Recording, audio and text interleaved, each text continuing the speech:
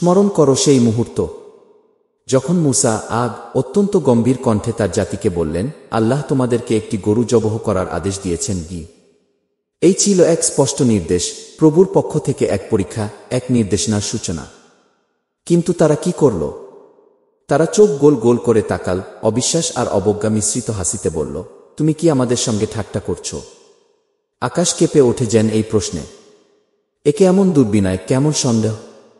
তারা ভুলে গেছে কার সঙ্গে কথা বলছে। মূসা তখন বিহ্বল নয়, কিন্তু স্পষ্ট ও দৃঢ়। তার কণ্ঠে ছিল ঘৃণা ঠাট্টার প্রতি, হৃদয়ে ছিল ভয়, কখনো যেন জ্ঞানহীনদের দলে না পড়ে যান। তিনি বললেন, আল্লাহর আশ্রয় নিচ্ছি, যাতে আমি অজ্ঞদের অন্তর্ভুক্ত না হই। এ যেন এক অশ্রু ভেজা উচ্চারণ, প্রভুর প্রতি ভালোবাসা ও ভক্তির এক অনন্য প্রকাশ।